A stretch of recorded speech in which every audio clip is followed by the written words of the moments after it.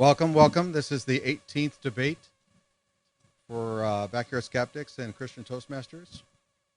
I see some friends in the audience. Thanks for coming. And again, I hope more people will come in. I thought this would be a jam-packed house tonight. And Dave, I think I need a little bit more audio. I don't know. Can you hear me back there? Is it? Oh, it is working. Okay. It'll work then. Good. Just a couple things that I could say. Hi, Michael. How you doing? Good for you to come. This is mostly for the online streaming because what I'm about to say really can relate to anybody here, but it's mostly for people that are going to be watching this as soon as we upload it. It's going to be both on YouTube. It'll probably be called Atheists versus Christians, debate number 18, abortion. And it'll also be on my Backyard Skeptics live streaming channel as well. So we have a couple quick introductions to do after I speak. I'm just here to welcome everybody, but I also like to give some anecdotes, something that everybody can use. I think we can all agree that most people are here looking for the truth through knowledge. One way, I believe, is to find out what is true is to examine your own opinion. If you think something is true without examining the opposing opinion, you have a lesser chance of finding out what is true if you were exposed to it. If you were not exposed to it, excuse me. Opposite opinion, you would have a lesser chance of finding out what is true because you were exposed to the opposite opinion. You would gain more knowledge of a topic and might even change your mind. I've changed my mind on many issues because I've gained knowledge of the opposite opinion. In fact, at this very spot, I've changed my mind several times on some issues. That's why I feel everyone here is very lucky. We are open to listening to the opposite opinion, even though most of us have a present confirmation bias. In other words, people who are not interested in finding out what might be more true and are entrenched in their position and would not gain the required knowledge to see both sides of an issue aren't here tonight. So as we examine both sides of the issue tonight, keep in mind the current opinion, your current opinion might be changed. Maybe not the entire concept of the issue, but possibly a small part might be changed because of tonight's discussion.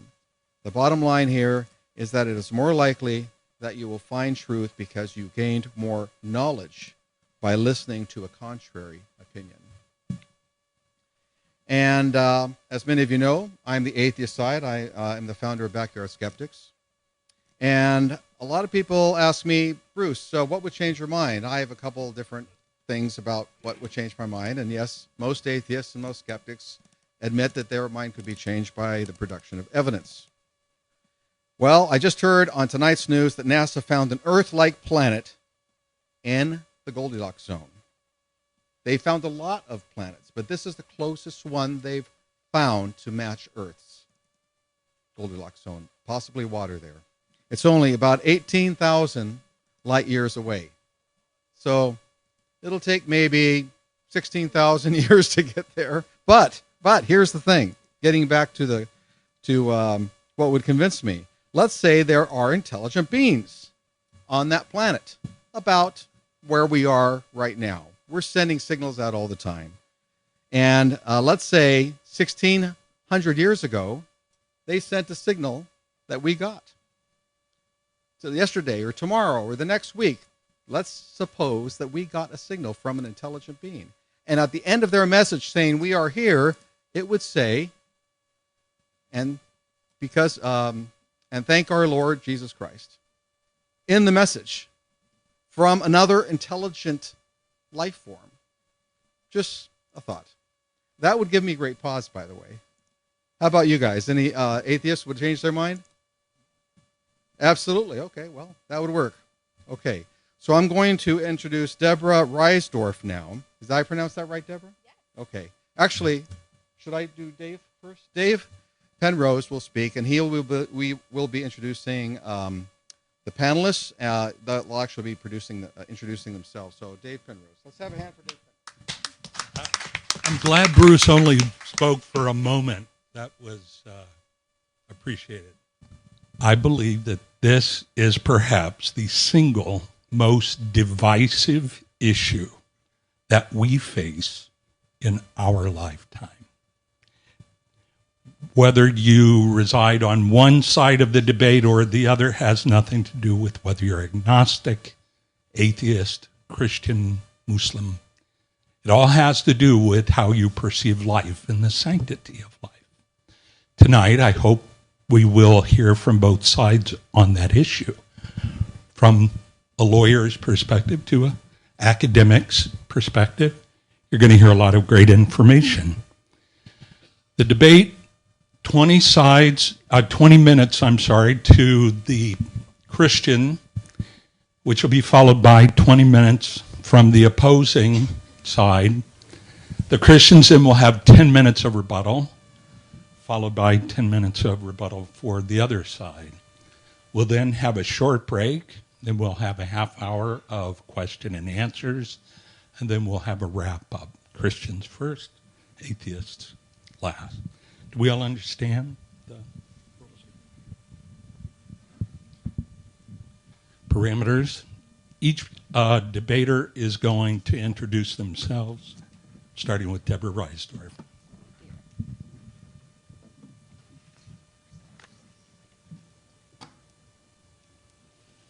Good evening.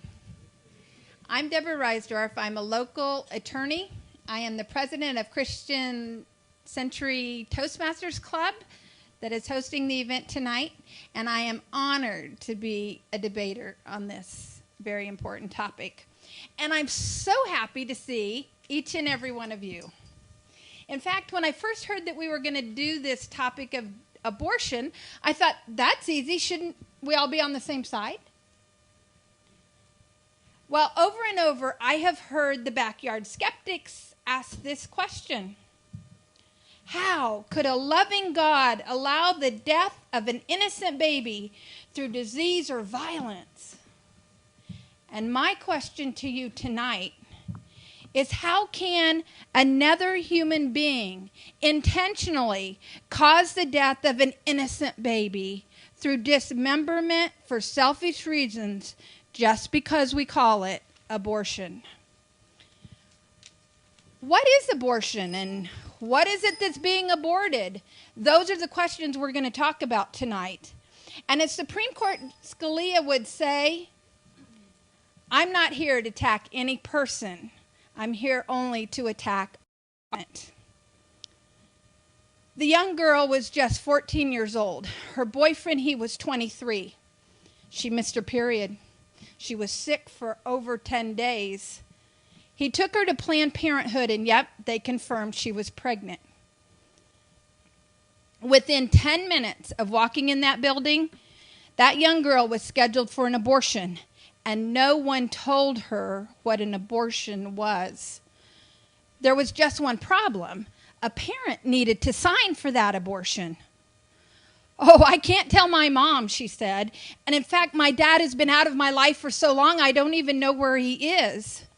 She didn't know what to do. She understood the value of life, yet she had gotten pregnant while she was very high on drugs. Would the baby be normal? And she was too young to raise a child. And her boyfriend, well, he was a drug dealer. He gave her the drugs. What was she to do? The lady at Planned Parenthood and her boyfriend told her this was the thing to do. Oh, yes, they told her, and you have to agree to start taking the pill after this abortion is done. So the abortion date came and was held, and the boyfriend brought that girl to the abortion clinic. They took her back into the bowels of the building all by herself. She was told that her father came to sign, but she did not see him, and he did not ask to see her. They told her that the pregnancy would be terminated by a suctioning. But that's all they told her that she could remember. And as she waited in a room with other girls before the abortion, she heard one girl speak up. I've gotten pregnant by my boss twice. And this is my third abortion. She talked about it as though it was a fingernail clipping.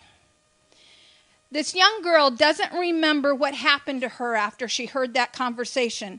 But the next thing she remembered is that she was in pain She was still bleeding, and she's being led out the back door of the building into the arms of her 23-year-old drug dealer boyfriend. That baby would have been born in November 1975. I know that story because it's mine. Years later, I got pregnant again, and this time I was in college, still not married. But when I went to the doctor this time, he had a great big lapel button that said, "Babies are kids too." And his first words to me were, "Well, I don't know what to say, but congratulations." This time the doctor told me, "I'll be there for you. I'll help you through this pregnancy. It doesn't matter that you don't have insurance. I'm there with you." And he was there through 3 babies. You see, when I was pregnant, I learned what they did not tell me in 1975. I learned that the baby, it has a heartbeat at 8 weeks. No, at 3 weeks. That baby upon fertilization, that's the word I'm thinking of, upon fertilization had its own DNA code, had its own genetic makeup, separate from the mother. At 8 weeks, the legs and the arms are formed. It's even got fingerprints by the 16th week. And due to that amazing set of technology called ultrasound, we're able to see that even before 20 weeks, this is still in the 2nd trimester, a baby is seen sucking his thumb, yawning, even making faces.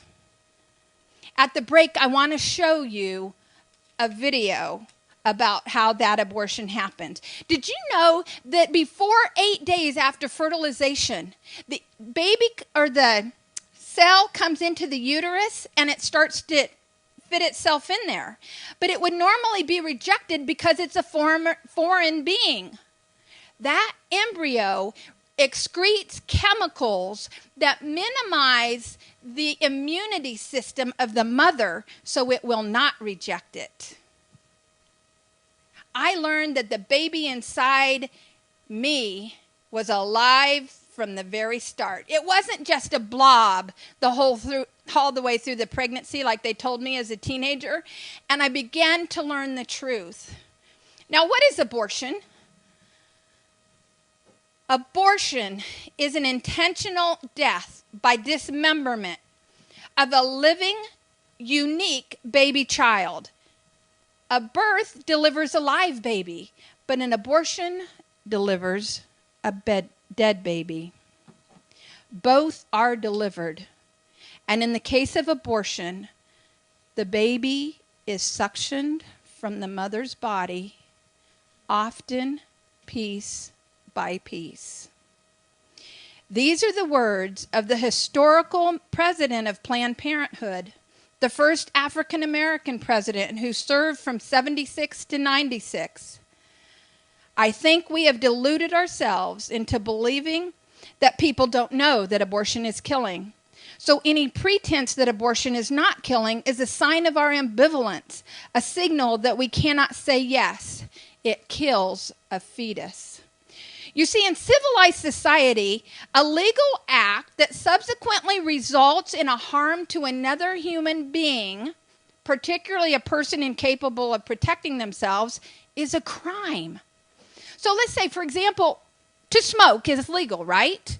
When we smoke, but we put out or dispose that cigarette in such a way that it causes a fire that leads to damage to property or harm to an individual, we call that arson. It's legal to drive a car, but in the process of driving a car, if we run over a pedestrian, that's called vehicular homicide. It's legal to be sexually active. Oh, wait, it's legal to drink alcohol. But if while intoxicated you strike an innocent bystander, what do we call that? Assault. It's legal to be sexually active. But if in the process it results in a pregnancy and you kill that child through an abortion, it is murder. And in this country, murder is a crime. In America, whenever an individual engages in a legal activity that results in harm to an individual, it's a crime. The principle is do no harm. It's my position that abortion should be a crime, save for the need to save the life of the mother, and perhaps there will be other medical reasons, such as a girl who's way too young to process a pregnancy, or a rape or incest. But once a woman is determined to be pregnant, that baby is usually about 6, 8, maybe 9 weeks old. That fetus has life. Rape is a crime. And if a woman becomes pregnant because of that crime, I understand that's a totally difficult situation and a difficult decision for everyone involved. But we should be addressing the rape, not the need to kill the baby. Planned Parenthood, they knew that I was a victim of statutory rape, but they did nothing. They just killed my baby. And yes, all medical procedures such as abortion should be by a licensed physician. But should the dismemberment of a human life be acceptable in our civilized society for convenience? Supreme Court Justice Scalia will remind you that as a human being of value, we have a right to due process before they take away life, liberty, and property. Since Roe v. Wade, neonatal science has been able to substantiate that the fetus is a separate being, one with a genetic code, its own blood vessels, and heartbeat. Feeling pain and reacting to sounds by movement early in the stages of pregnancy, abortion stops a beating heart. I understand when the mother's life is in danger. Life is not perfect. And there are occasions when we need drastic measures. But that child is entitled to due process before their life is taken. And by establishing state and federal laws that allow abortion liberally without restrictions, we're creating an attitude of apathy with our children, with those 20-something women who are the ones who most frequently have abortions, and with our society. You see, the attitude of apathy is evident in those statistics of increasing child abuse. How about the way our children treat each other, as evidenced by the rise of bullying in our schools? By allowing laws that grant abortion on demand for any reason or no reason, we are adversely impacting our own children for their lifetime. When you are asking to keep abortion legal, you are asking for permission, in spite of the rights of the human life established by God in the Constitution, to kill an innocent child. No, a baby's life is not more important than a mother, but it is more important than the right to kill. Why am I holding the position that abortion should not be legal?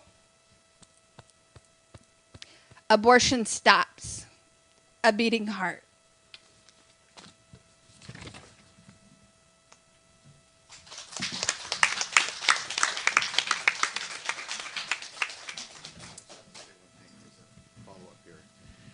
We kind of miscommunicated. The speakers supposed to have made their introduction before the debate, but since we're going on this method, each speaker, as they come up, will introduce himself and then give their side of the debate. Sorry, that was my understanding.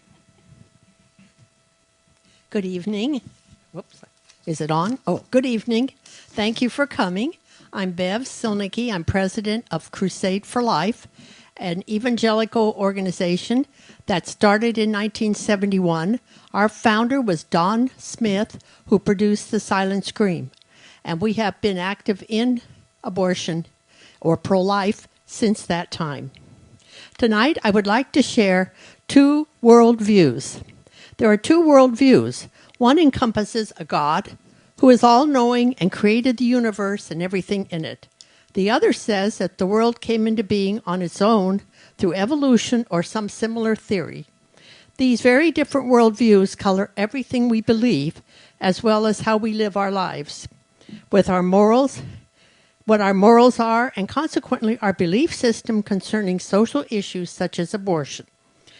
If there's no God, no creator, no salvation. If there's no God, there are no stable rules, no afterlife, and man is nothing special. Governments can be ruled by a democracy, which often results in mob rule, or by the most powerful, the strongest, the smartest, the most clever person, in other words, the survival of the fittest. If there is no God, then there are no rules concerning sex, no rules concerning the value of human life, no rules concerning marriage, no rules for a society which are based on God's rules, such as the Ten Commandments. The strongest individual or group controls government, which has resulted in multi-millions of deaths by Stalin, Lenin, Hitler, Pol Pot, and now ISIS, to name but a few. Abortion is a very real example. America alone is now approaching over 60 million legal deaths due to surgery abortion. How could this have happened? Many who don't believe in God have a strong belief in evolution as the explanation of how we got here. There are many theories concerning evolution. A speck of protein from somewhere, some evolutionists say outer space, given enough time evolved into plants, animals such as fish, birds, beautiful butterflies, and finally into men. Each species along the way developed into higher and higher animal forms until the top of the pyramid is man. This theory makes man the leader and the smartest, strongest man the boss, the dictator. Abortion is the taking of a human life that someone decides isn't worth living because of inconvenience, personal problems, not perfect, not the right sex, isn't wanted, and the list goes on and on.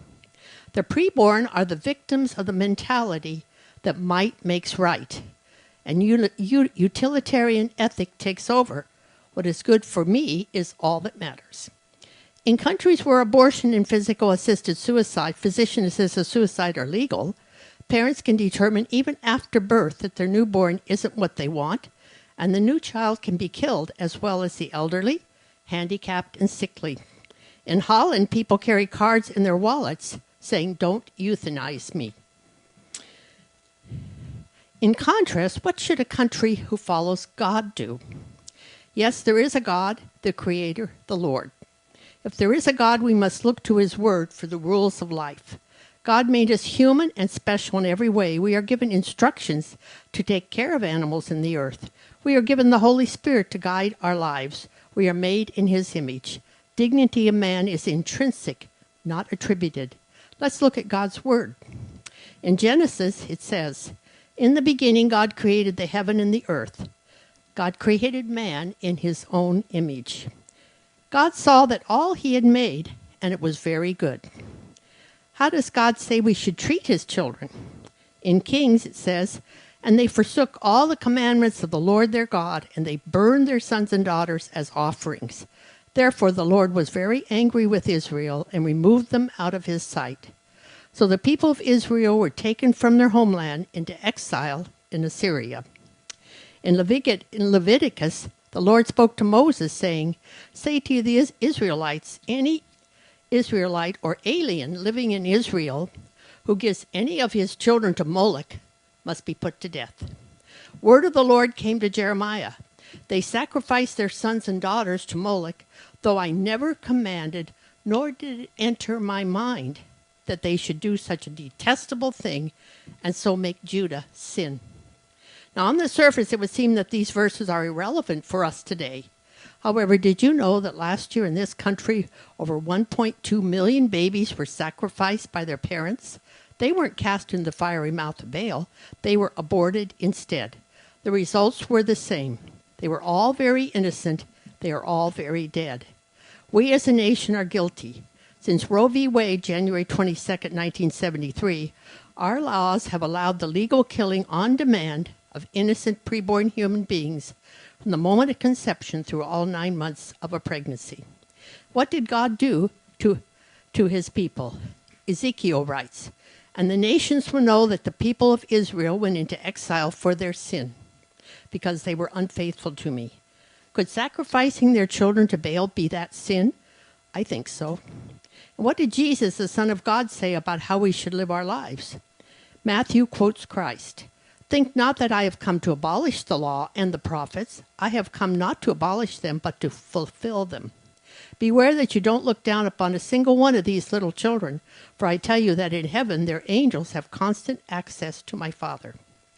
Teacher, which is the great commandment in the law? And he said to them, You shall love the Lord your God with all your heart, with all your soul, and with all your mind. This is the great and first commandment. And the second is like it. You shall love your neighbor as yourself. On these two commandments depend all the law and the prophets. Then the righteous will answer him, Lord, when did we see thee hungry and feed thee, or thirsty and give thee drink? And when did we see thee a stranger and welcome thee, or naked and clothe thee? And when did we see thee sick or in prison and visit thee? And the king will answer them, Truly I say to you, as you did it to one of the least of these, my brethren, you did it to me. So I'll leave you with this thought. Every man, woman, child, preborn, are all special, made in the image of God. Their lives should not depend on size, place of residence, or being wanted. Abortion, the legal taking of innocent lives, grieves God and should be made illegal as soon as possible. America has blood on its hands.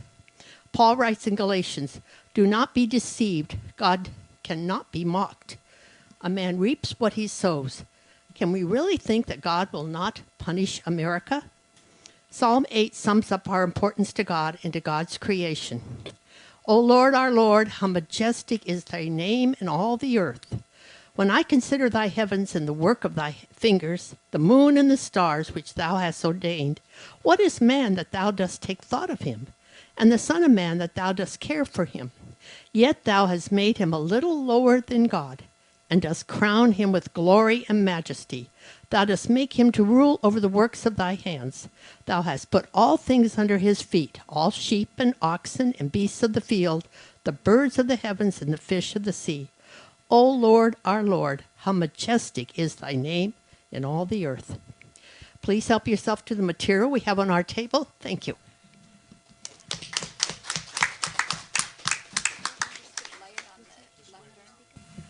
Hi, everyone. My name is Cecili Chadwick. I'm a women's studies professor at Cal State San Marcos. I am really honored to have been invited to be here. I'm actually not affiliated with Backyard Skeptics, just so we're clear. I don't identify as atheist. With that, I want to start by actually telling you all a story. It's a true story. You may or may not know it. So in the 1990s, during the Bosnian War, there was a host of human rights violations taking place for the world to watch. So there was genocide, there was psychological warfare, there was ethnic cleansing, and there was mass rapes. It was reported that up to 50,000 women and girls were the victims of rape during this time by the Serbian army. Most of them were Muslim. A group of these women who were victims during this war were actually a group of Catholic nuns. And when the news came out that some of these Catholic nuns who were raped were also pregnant, the Pope at the time, which was Pope John Paul II, was asked to respond. And Pope John Paul II said, these nuns who had been so painfully violated ought to be rallied behind by their communities to transform an act of violence into an act of love and welcome. One of the nuns who became pregnant as a result of this rape was named Sister Lucy Vertruse. I'm not sure if you're familiar with her, but she wrote something that I'm going to read to you. She wrote a letter to her Mother Superior, and she said, "Someone has to begin to break the chain of hatred that has always destroyed our countries. And so I will teach my child one thing, love. This child born of violence will be a witness along with me that the only greatness that gives honor to a human being is forgiveness." I was so moved by this letter the first time that I read it, and I encourage you all to read it in its entirety, because this choice that Sister Lucy made is a true testament to her conviction, to her unending commitment to her faith and her religious beliefs. She set an example to her community and to her congregation, and it's a noble choice. It makes sense because of her religious beliefs, and I am truly in awe of her courage. What is so touching about this story for me is that Sister Lucy reminds us that there is a price to be paid for an ethical stance. Considering the story, I have sort of a question that's twofold. The first is, why do pro-lifers assume that if abortion remains legal, that a woman facing an unwanted pregnancy will automatically choose it? The second is, why does Sister Lucy's choice, which is a reflection of her religious commitments and beliefs, have to be legally enforced on those who don't share her same convictions? So in regards to the first question, I want to make it really clear that to call oneself pro-choice does not mean that one is for abortions. This would be absurd. But to be pro-choice is to be fundamentally committed to the separation between church and state. This is really what this debate is about, even if it seems sort of unrelated. The pro-life movement is well documented as a religious movement, as you could tell by these introductions, which is fine, but when it comes to politics, the separation between church and state was emphasized by the founding fathers because when those forces collide, church and state, both are corrupted. As Thomas Jefferson said, religion is a matter which lies solely between man and God. So the separation between these two things protects both. While we all have strong moral and religious beliefs, a commitment to the separation between church and state honors those differences. Religious belief in particular can be appreciated and recognized as productive and healthy, but it can't be shared universally across a diverse nation. This causes serious problems, and we're actually seeing it unfold right now in the Middle East, where there's a fundamental inability to establish the principle of the separation between church and state. It's ugly, it's violent, and it's not productive of anything good. In regards to reproductive rights, in order to make the right choice, you first have to be able to make a choice. When it comes to Sister Lucy, it was a hard choice, but what makes it so beautiful is that she committed to making it. Her faith, and not the state, informed her decision, and while that was right for her, that choice might not be right for somebody else. These choices are always difficult, but they can be elevated in a context in which choice is protected.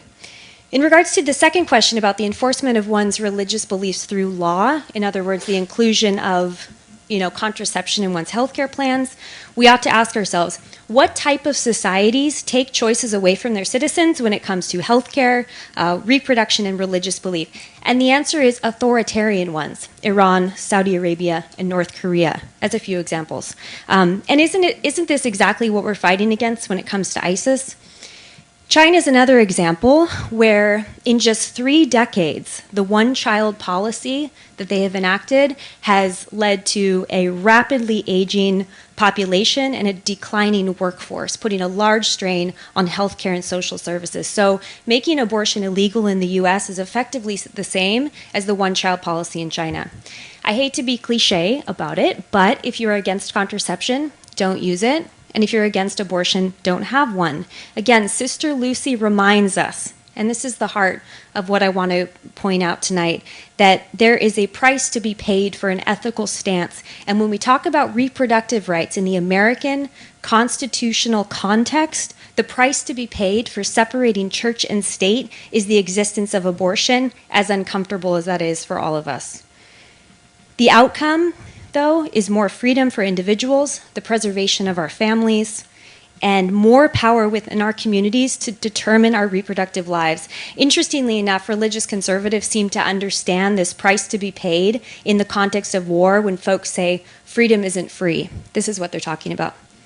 We pay for this freedom. I'm not saying abortion is a great choice, but for many women it might be their best choice because of poverty, a shame from our families and our churches, unsupportive male partners, a lack of access to contraception, or all of the above. The existence of abortion often reflects the failings of our communities and our families and not the legal system. It is not the responsibility of the state to make decisions about our reproductive lives. And if you think it is, then we can't stop at abortion. Sister Joan Chittister, she's a Catholic nun, and she gives a really good critique of the pro-life movement when she says, if all you want is babies born and not babies housed, fed, cared for, and educated, you're not pro-life, you're pro-birth. And she says, why would I think that you don't? Because you don't want any money to go there. Making abortion illegal or cutting funding to Planned Parenthood, that's a big topic right now, does not promote life It very simply and very swiftly increases women's dependence on the state. As most of you know, women with children are the largest beneficiaries of welfare benefits in the United States. Without access to contraception, sex education, and abortion, the state ends up with more children who need more Medicaid, Head Start, rehabilitation programs, and more surveillance, and the costs are enormous. In order to fund them, we need more resources, higher taxes, and more bureaucrats. Interestingly enough, many of these things pro-lifers are against. So to put it into simple and common political terms, speaking as a conservative, if the preservation of the family or the reduction of abortion are goals, then the contingent reversal of claiming fetal rights or fetal personhood, the defunding of Planned Parenthood, or abstract arguments for a right to life might not be the best ways to accomplish them. So the question we're asked to answer is, should abortion remain legal? And while the answers to these questions often fall on partisan lines, Republican, Democrat, religious, or secular, a conservative appeal puts the power back in the hands of women, men, families, and communities. We're not answering the question, is it right or is it wrong, moral or immoral? That's a different debate. But should we trust women and men to be able to make their own private decisions about their families? You can't force people to make the right choices. It can't be imposed. It is a practice. It has to be cultivated in our communities. But in the absence of community engagement, which we're doing right now, which is why I accepted this invitation. But in the absence of community engagement, all people can do is look to the state, which remains an ineffective and costly, not to mention dangerous place to decide our reproductive lives. Thank you.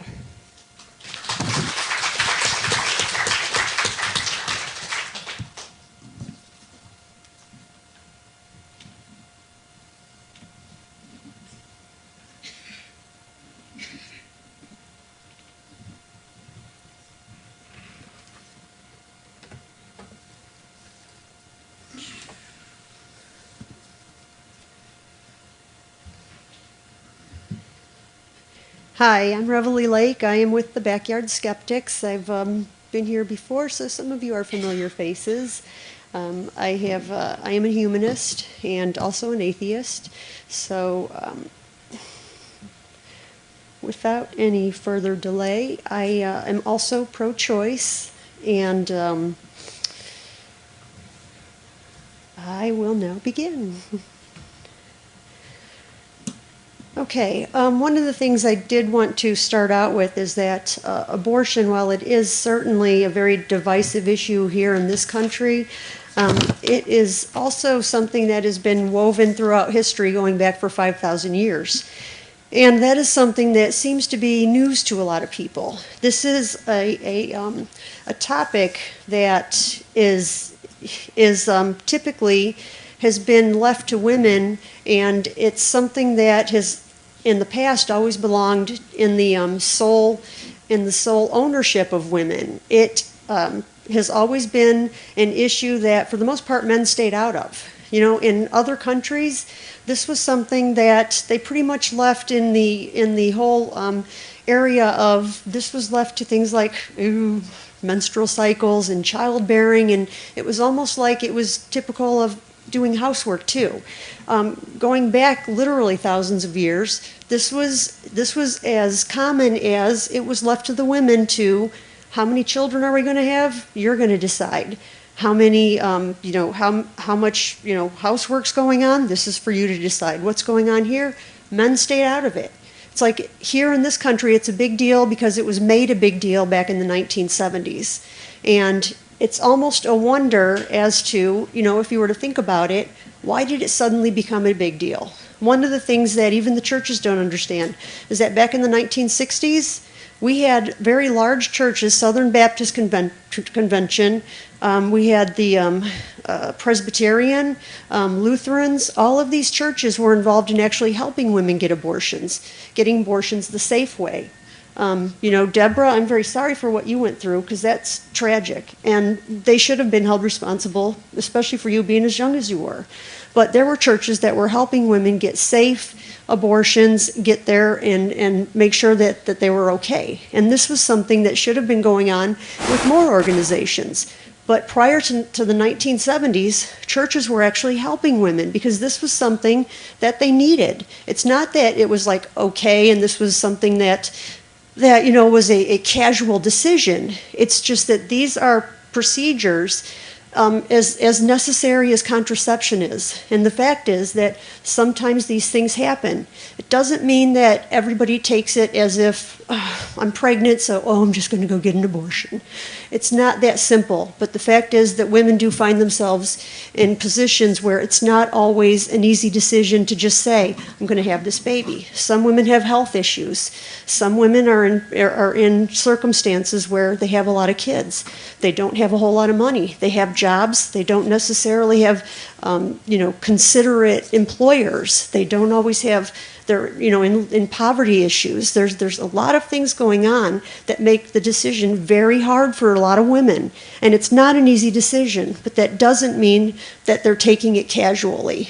And in this day and age, these are very real, very concrete circumstances that have to be considered. It's not a simple decision. And it's not easy to just come along and say, abortion's murder, therefore nobody should ever have an abortion. But it's also not simple to say that contraceptives work all the time, so you're not going to have a stray sperm get by. And so these are things that really have to be considered from every angle. And it would be a lot easier if people didn't just say, I'm either just pro-choice, that's it, or I'm just anti-abortion. The fact that we make it as divisive as it is what makes it so incredibly controversial that we can't just come together and find an easy solution. One thing that has happened is that in Colorado, they actually made contraceptives available for anybody who wanted it. And what they found out was that the teens and the younger women, especially women in poverty that accepted it, they found out that their abortion rate plummeted 42%. And that was like within a matter of 6 years. I mean, if you're talking about an abortion rate dropping and that's what you want, I mean, isn't that what both sides are kind of looking for? The pro-choicers are saying, we just want women to be able to have safe, available choices, and the pro-birthers basically want women to not get so many abortions. So if we're both kind of looking for something that says what's going to work, these are the things that are being shown to work. So if you make contraception available, and if you make good health care available, that's going to be one thing that brings down the abortion rates. That's been shown to work in Colorado, and that's going through right now. Another thing that has been shown to work is to make more programs available for women in poverty situations. But what's going on instead is that because of all this divisiveness, more legislation is going through that's actually taking money away from these women and families that are in these poor situations, and it's getting divided and diverted into legislation to try to punish the Planned Parenthood clinics and other places. So instead of making these things more available, the money's getting taken away, and now all of a sudden we're making it more complicated. But it would be a lot easier if, in a lot of ways, we could just kind of work together and say, what's actually working? You want to reduce abortions? Get into some areas where you can make public health care better, make contraceptives available, and actually, make things that work, make those available instead of trying to say just no, abortion is murder, it's wrong, so just, end all the clinics, get all this done. One thing that we can say for sure is that Planned Parenthood, 90% of it, especially today, is actually made for helping people with contraceptives, helping them with services that are other than abortion. Not all clinics do abortion. It is true. But, people might have their own opinions, but I can tell you that is true. Another thing that is, I don't know how I'm doing for time. How am I on time? Okay. Another thing that can happen too is that, where am I here? Is that we can look into programs that will help the kids that are already out there. One thing I've heard is people say, well, have your baby, put them up for adoption. The fact of the matter is, we already have 1.3 million kids that are in foster care. We have 1.6 million kids that are homeless. We have 16.4 million kids that go hungry right now every year.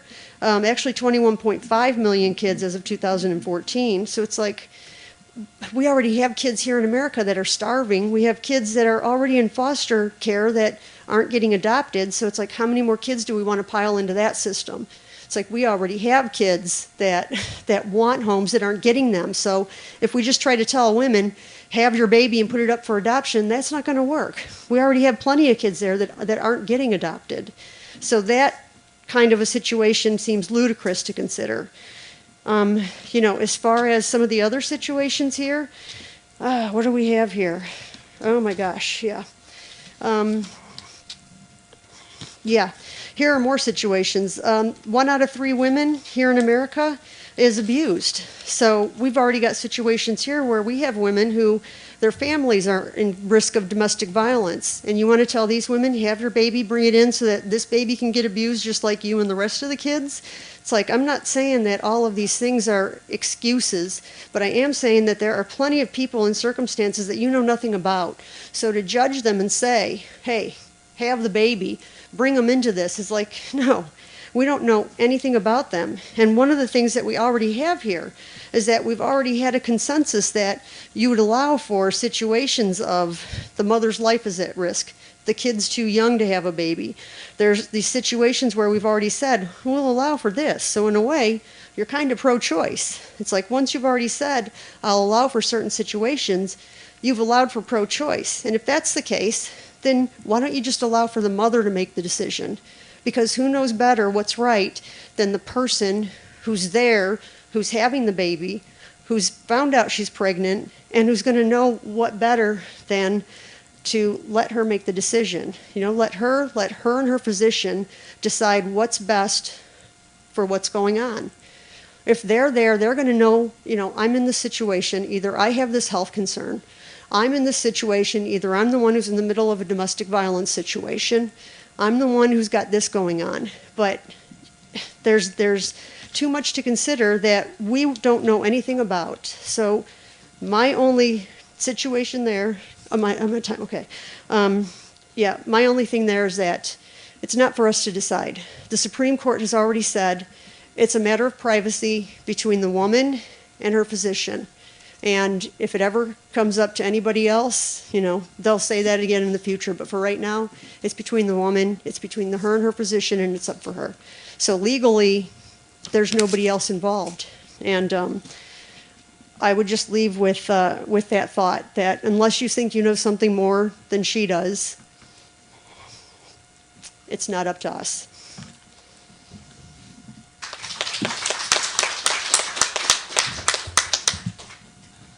You have a microphone to share between the three of you.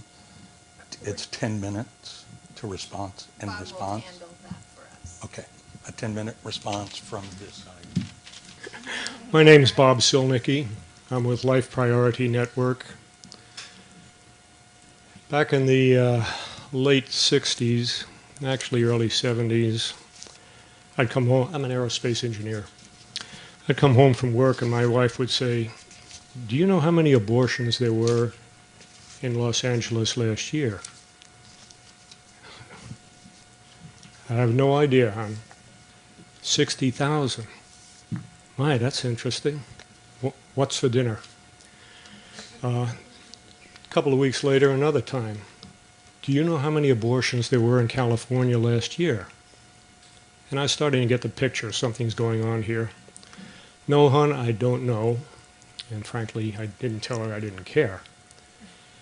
And she said about 200,000. So I went down to the Fountain Valley Library, got the books out on the physiological and the psychological and perhaps illogical stuff that you could find on the issue. And like an engineer, I went through the books and I got a piece of paper out and I made a trade study. If I did this at work, they should have fired me. But Bev wasn't my boss. And I said, abortion is good and abortion is bad. And as I came across the different issues, I'd put, okay, one of those here, two of those over here, and so on. She saw me doing this. So one evening she took me, after we put the kids to bed, and said, okay, sit down, I want to show you some slides. This is when, anyone know what slides are yet? I guess you do, huh? Okay, and she put them up on the wall. They were called the Wilkie slides, and they showed prenatal life. And you could see the development of the child, and then they showed what abortion did to the prenatal life. And I took the trade studies and tore them up because I saw it. I'm not Catholic. No one had to tell me anything special. It just was innate. This is a human being. We don't do this to each other.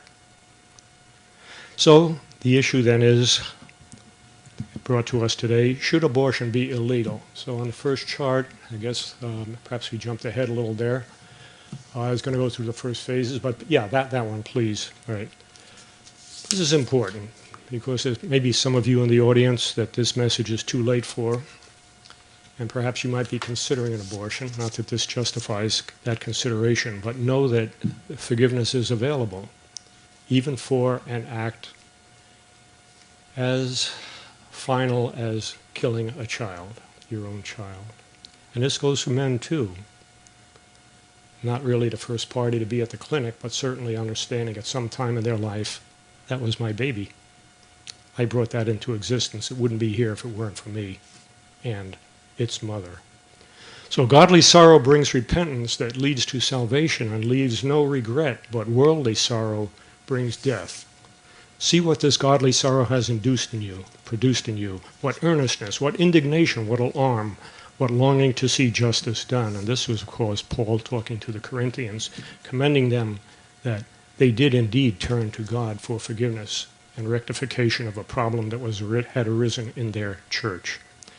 Okay, the next chart shows the fetal development, the baby development, if you will. It starts out with the sperm penetrating the egg, and you go into 2 weeks. And some of these photographs almost look like they're done with Photoshop, but they're not. That 24-week one in the middle is marvelous. The technology for sonograms now has gone to the extent that you can almost get a 3D depth perception out of it. This is a child at 24 weeks. Look at the one at 20 weeks, sucking its thumb. This is in utero. Okay? There's no question about these being alive babies. And then you have at the 36 weeks, you can see the compactness of the child in utero there. Now, death before birth, these are the various procedures that are taken to extinguish this life when one goes in for an abortion. You have, probably for the first 10 weeks, the most common one, the suction aspiration. This is where literally the doctor goes in with a cannula and sucks the baby out with a high vacuum. And it gets ripped apart piece by piece, but it gets expelled. And usually somewhere in the high 80 to 90% of abortions are done before the first 10 weeks. It's quick and convenient, but it can be dangerous. Perforation of the uterus is not that uncommon. Then you have the 12-week DNC, dilation and curettage, going on there. Saline abortion, there was really a late-term abortion at that point. Injection of salt that basically poisons the child, actually burns it, scalds it to death in a brine solution, and the baby is expelled. And then, of course, there was the hysterotomy, which was just like operating for a C-section, except the purpose was to kill the child. How did it get legalized? Let's talk about this. Why was the public sentiment? How did this develop? We heard from the proponents that we got 5,000 years of experience, 4,000 I think they said, of experience with this issue. This is not a new issue. This goes back to ancient Greece for Rome. Babies were left on a hillside that were not wanted. It was a social pressure of the financial or whatever you have. But generally we feel that today, 4,000 years later, we consider ourselves more civilized, less barbaric. In other words, we feel civilization has moved forward. So the question is not so much, why are we revisiting this again? The issue, this has always been there. No, we are surpassing what had been done in the past, hopefully becoming a more civilized, a kinder and gentler nation, not to point to anyone in particular for that, but that might be a good expression to use at this point. This is what we would like to be. We would like to go forward with this concept in mind, that we are indeed more civilized than we were 4,000 years ago. Here's what the proponents, how they sold this to the public in the 60s and 70s. This is from Bernard Nathanson. At one time, he was the director of the largest clinic in the Western Hemisphere that aborted babies in New York City. And he eventually did away with that. He took the other side. He became pro-life. In fact, he became a Christian. Here's what he said. We fed the public a line of deceit, dishonesty, a fabrication of statistics and figures.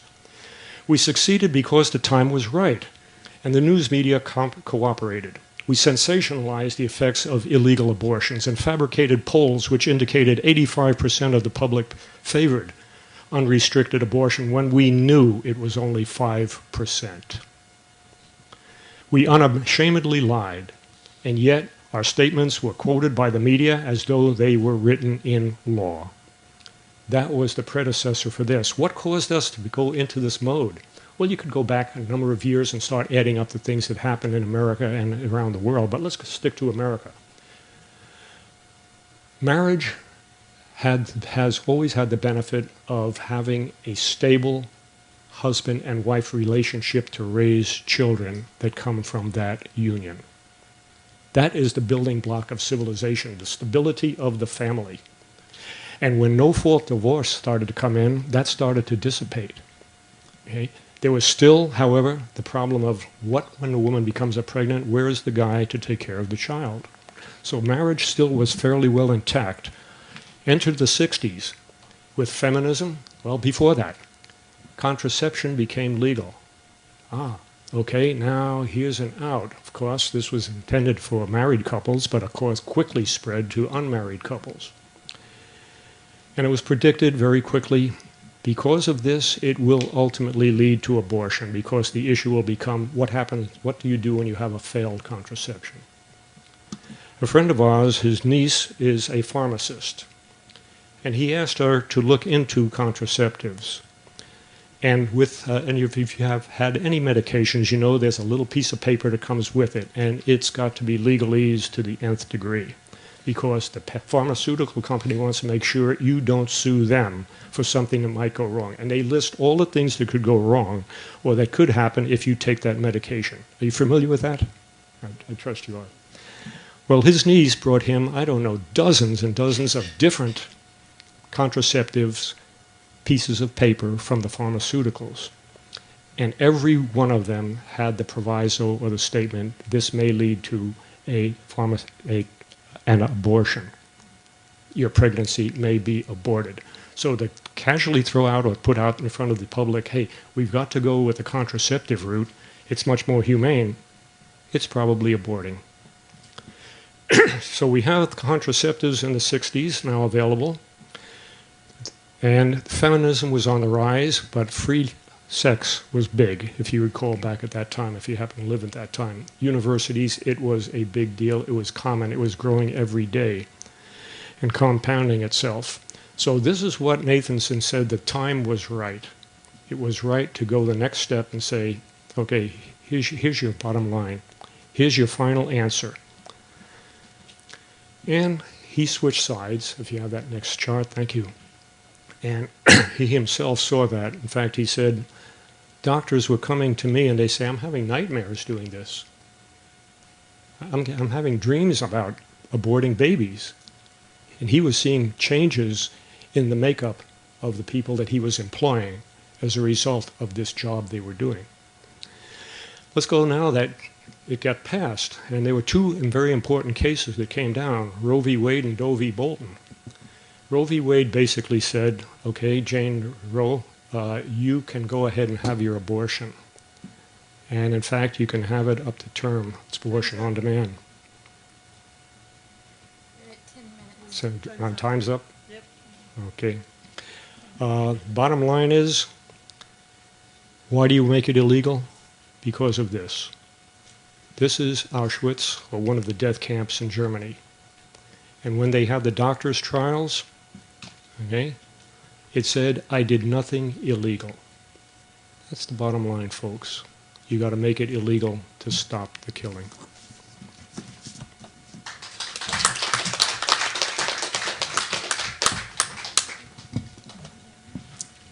Thank you for your presentations and for agreeing to participate in this. It's great to be able to come out here and talk civilly. Well, it's not over yet, but I'm hoping that we can continue this civil conversation. A couple of things that I want to say is, in regards to the last presentation, is that, making abortion illegal does not prevent women from having them.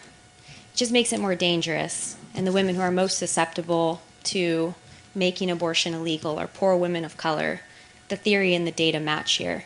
Women who have privilege will always be able to have abortions performed by medically trained doctors, while poor women will suffer and die from botched abortions. So making abortion illegal doesn't prevent women from having them. The second thing I want to mention is Deborah quoted Justice Scalia a couple times, and she talked about his principles of not being here to attack persons, but arguments, right? Well, what's interesting about this for me is that the pro-life movement, the rhetoric of the pro-life movement often targets women. And we're not getting pregnant by ourselves. I only know of one woman in history that that's actually happened to. But for the most part, there's another person involved. And so when we focus only on women as being the problem, we start to shame women, right? And shaming leads to silence. And when women don't talk about their experiences with abortion, guess what happens? Depression, anxiety, and suicide attempts. The pro-life movement knows all about those things. They use it a lot in their literature, not knowing or maybe knowing all too well that they're a part of this shaming process. This notion that women are having abortions because of selfish reasons really elides the reality of why women are having abortions, of what women are facing. And as Revilee mentioned, since we can't know the exact circumstances under which a woman becomes pregnant, it might be unethical for us to force women or make categorical prohibitions against it, since we don't know those circumstances. So when we start to ask questions about why women have abortions, we get some sort of uncomfortable answers. Many women have abortions. This was Deborah's story, certainly, because they have no support from the men who got them pregnant in the first place. These women have to decide if they are willing and able to raise a child alone without financial support, and most of us can't. I think if you want to reduce abortion, you have to start putting a little more pressure on men and a lot less pressure on women. And, I'll tell my own personal story, I guess, since we're sharing tonight. It's kind of an intimate setting, although there's video cameras, but that's okay. I had an unplanned pregnancy once, and I was terrified, and I found out, and I cried, and I went to my partner immediately, and I said, hey, I'm pregnant. And you could see the surprise on his face. And immediately he held my hands in his, and he said, I love you. I want to have this child with you. We're ready. We can do this. But it's your choice, and I will support you, whatever it is. And we have a beautiful 6-year-old son. The moral of that story is that if he had said, ooh, hey, babe, can I have a week to think about it? I'm really not sure. That would have sent me into a tailspin, because I was already terrified. I was already scared. And I had a job, and we had enough money, and I had a supportive family, and it was still terrifying, because what happens to women when they become pregnant is different than what happens to men when the women that they're involved with become pregnant. It's different in relation to our bodies, in relation to our careers, in relation to our lives. It's a different connection. And so what I want to sort of emphasize in telling you that story tonight is that we need to change our strategies just a little bit. And there was some mention of the sort of dangerous tendencies that can occur when the state has too much power. Pol Pot was mentioned, Stalin, Hitler. This was mentioned, right? And yet, why are we so invested in giving the state even more power in regards to this issue? We can, as Revilee mentioned, reduce the number of abortions. We can do it, and we can come together on this issue. I really believe that that's possible. But we have to agree that we want to lower the number of abortions. I did a debate last year with a pro-life Catholic gentleman, and when I said, hey, at least we can agree on this one thing, he said, no, I don't want to reduce the number of abortions. And I'm like, okay, well, what are you trying to do? And he said, I'm trying to affirm life, and hopefully as a result, abortions will be lower. And I thought, well, that's an interesting or a curious thing to say, this idea of I'm going to affirm life. And again, to go back to that concept that Joan Chittister reminded us of, that to promote life would require a broader spectrum of resources, services, and a reaching out to communities and women in a different way, not in a legalistic way. We have to give women these choices and not these prohibitions in order to equip them with the ability to make what we consider the right choices to be. The last thing that I want to say is that we all know, probably based on common knowledge, that 1 out of 3 women in the U.S. will have an abortion in their lifetime. That's huge. 1 out of 3 women. I mean, we're talking about women in this room. We're talking about women in our families, our sisters, our mothers, and our grandmothers. These numbers are not on the rise since Roe v. Wade in 1973. In fact, abortions are down in nearly every single state. Better access to contraception is being heralded as the cause of this. The only states with an increase in abortion, guess what? Republican-led Louisiana and Michigan, which have enacted restrictions on abortion. Those are the only 2 states where it's actually on the rise. So the problem is that restrictions on abortions, and this was mentioned in part of the debate tonight, restrictions on abortion also accompany restrictions on contraception. This is creating more of the problem. History didn't start in the 1960s. Our views did not just, become, more progressive. We've actually gone backwards on quite a few things. Revilee mentioned that this debate has been happening for 3,500 years about abortion, and Aristotle saw abortion as one of the highest virtues of the state, as necessary to limit family size and control populations. Its views about its moral acceptability changed with the rise of Christianity. And again, I have no problem with religious movements. I think they can be a fundamental part to establish a good, family structure, political arrangement. But when you incorporate religious beliefs into law, into the government, into the state, again, we become more authoritarian. I think a lot of folks in this room might be uncomfortable if Sharia law was instituted, right? There's a reason for this separation. And so we have to sort of consider that as being a strategy for us to come together on this issue. Thank you.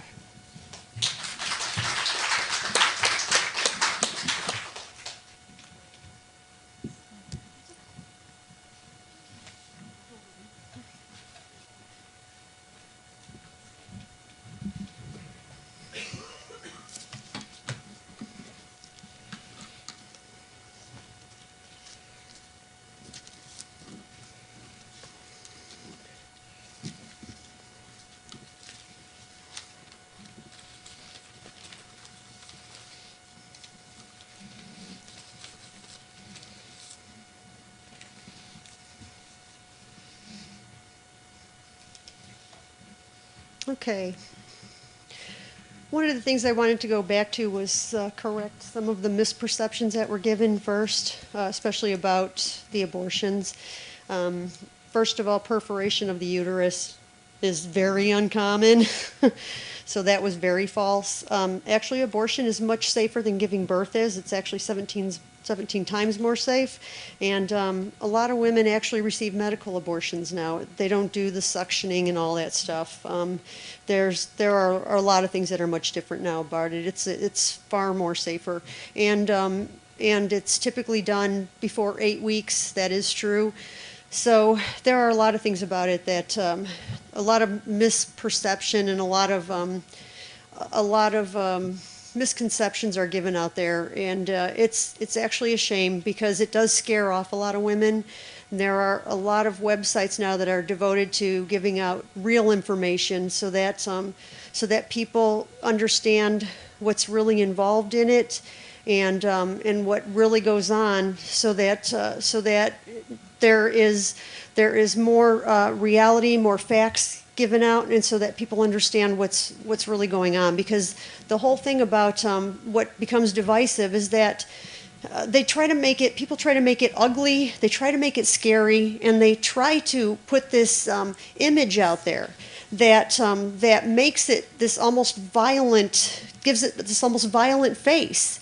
And that's part of what what makes it this hugely not only divisive thing, but it's like it gives it this space that actually makes people go out there. This is why we have doctors being killed, we have clinics being blown up, and it's like, why does that happen here with abortion when we have so many uglier things going on? You don't see people going out there and blowing up. You've got murderers out there. I mean, real people going out there doing really ugly things. We have pedophiles and all kinds of things. But it's like, why is it with abortion? I mean, you've got women. I mean, we've got just poor women out there going into these clinics that are getting pummeled and attacked and stuff. But you've got some real crimes going out there, and yet you don't see people going in there and blowing up places where you've got some real crimes going on. So you have to wonder, why, of all things, do you want to attack these poor women that most of the time already feel bad about what they're doing, as opposed to some really horrific crimes that are going on out there? It's like, why this issue? You know, and the one thing I can tell you is that a lot of times it does get tied to things like, and this is political, and I will tell you, this does come down to sometimes the fact that this is, in a lot of ways, a feminist issue. Because what happened in the 70s was that women did decide, this is something that we're going to take back. In the 70s, when this became Roe versus Wade, we are taking this back. This is something that we need to do. We need to make this decision. This was something that became very political because, like I said, it used to be in the hands of women. Men didn't care. But all of a sudden, when this became a very political issue, that's when, we don't like it. So it became a political issue. It was not something that people seemed to like, and all of a sudden the church gets involved because it's moral. Well, it wasn't moral before. It all of a sudden became moral in the 70s. Gotcha. All right. Thank you very much. We're going into Q&A.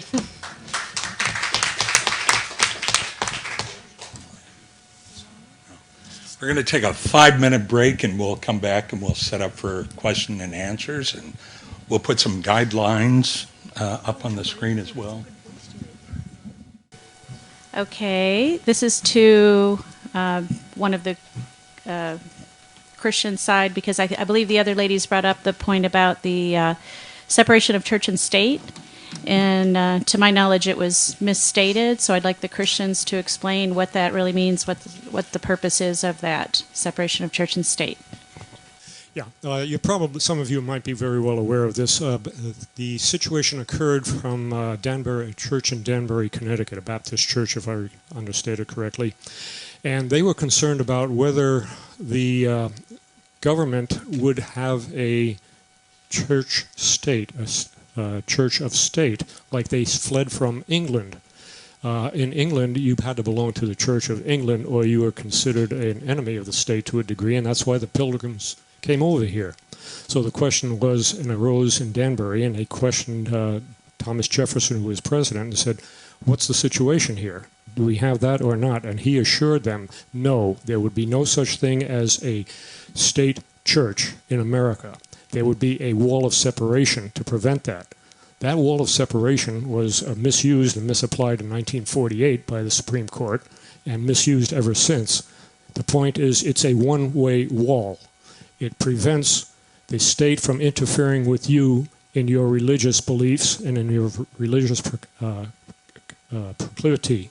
It never intended, in the formation of our nation, to prohibit the influence of the church on this nation. In fact, you go to our founding document, the Declaration of Independence. We hold these truths to be self-evident, that man was given by his Creator certain inalienable rights, was endowed by his Creator, the Creator, with certain inalienable rights. Right there in our founding document, it makes reference to God. And there was never any indication that this should now go by the wayside. No, the church has always had the prerogative to influence our government right from the get-go. I think I'll hire you for the next church and state separation debate. This is a question, or basically a comment, that I would like both sides to comment on. I hear, especially I just listened to Rick Santorum on the Rachel Maddow show last night. He says that there's a danger in contraception, something that I think only this side talked about tonight. I want to know why Christians are so adamant against both when they know the only thing that will reduce abortions is contraception? I'd like the Christian side to speak first. And as a reminder, try to keep your answers on the short side so we can get more questions in. Okay?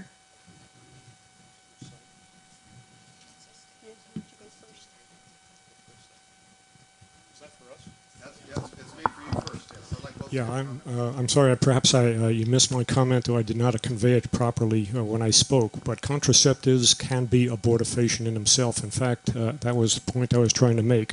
With every pharmaceutical that puts them out, you open that little piece of paper, you start reading it, and you'll find out they are indeed contraceptive in some instances. Perhaps not every time, but when you have that, you're rolling the dice.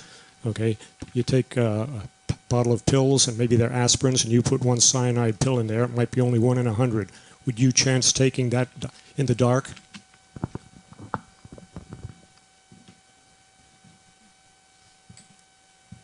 Anyone on the other side would like to comment on that before we continue? Well, just generally, I mean, we talked a little bit tonight about contraception and the importance of having access to contraception, and I know it was mentioned sort of the scary 60s when the feminists started to demand these different things for women so that there was more sexual freedom, and we can have a conversation about that sort of separate. But in regards to contraception, you know, if a woman wants to be sexually active inside or outside of a marriage and doesn't want to have an unwanted pregnancy, contraception seems to me the best way to prevent that.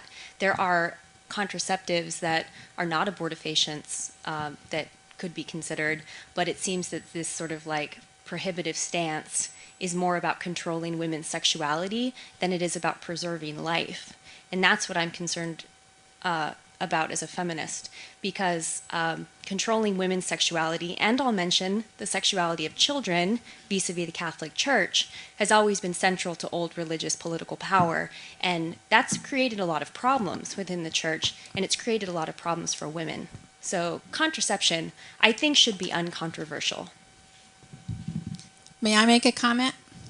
Even though it's the second time on this side.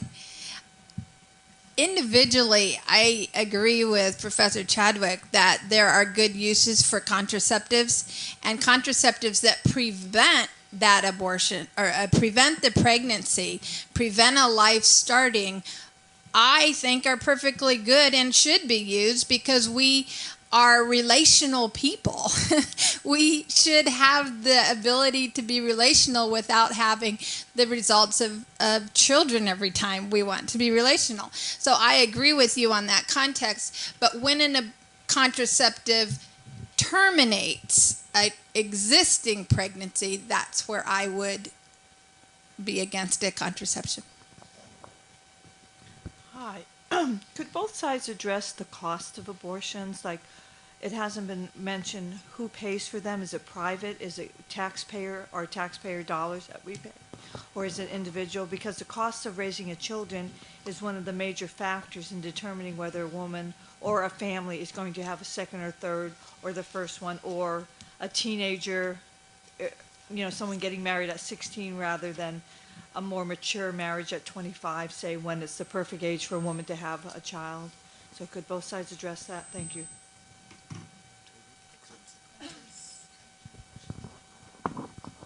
The cost of an abortion is more than the dollar value. I had a chart that I was hoping to show you, but the impact is, of course, on the child. You saw the shredded child. But on the woman as herself, these facts are the facts. The suicide rate of an aborting woman compared to one who hasn't aborted is 2 to 6 times as much. It depends on what you read, and we've got plenty of data to substantiate that. That's the suicide rate. Going into alcohol, going into drugs after the abortion, trying to replace that child with another child and finding you can't bond with it. The loss of time, downtime of a working woman now because she has been reduced by that abortion into a state of despair. Then there's the influence on subsequent siblings. These are children that they might want, she might want, they might want in the family. Well, that first abortion has a good chance of scarring the uterus such that you have a fallopian pregnancy. and that is deadly to the child and to the mother unless it's the child is the fertilized egg is removed from the fallopian tube where it should not develop but is developing. There's also the situation now where the scarred endometrium in the uterus is such that when you do get the implantation of the fertilized ovum, it now has a footprint that might have only 80%, 70% of what it should have had at the placenta. So for the term of the 9 months, it's getting 70 or 80% of the nutrition and nutrients it should have had. And that's starting to reflect itself in various things, autism, cerebral palsy. Okay. That is, in fact, doctors ask women who are going to have a pregnancy, a delivery, have you had an abortion before? Why? Because they don't want to be sued by saying, you delivered a child with cerebral palsy. You should have asked me if I had an abortion, because the chances go up that child will have it. So those are the kind of things that happen to subsequent siblings. What happens to a whole nation? Since 1973, we have been under the population replacement rate for indigenous or families that are American. It has been made up by people that come into our countries, immigrants that are making that up. Unsustainable Social Security is the result. Time. I'm sorry, can I just I can't see it. I'm sorry. Yes. We need to restrict comments to a minute and a half. Okay. Let me Okay, yeah, very quickly. In response to that, first, one of the persons who completely made up a lot of things was Vincent Rue, and in 1981, and all of what he just said is pretty much bunk. You don't have any consequences to the uterus, much less the fallopian tubes, from having an abortion, and the only reason doctors ask that question is because they want to know if you had one, did you have one that was, especially from earlier on, did you have one that's possibly illegal, something that was possibly unsafe? But currently, they're also finding that there are no post-traumatic syndrome issues from abortion, and especially from women who had one without having any, huge issues from it, shame, guilt, those types of things. But yeah, those studies that had been done before, especially from that 1981, that was all bunk. So there are a lot of new studies, especially if you get them from anywhere beyond that 1981 study, that show that all of that stuff is ridiculous. As far as the cost, which was the actual question,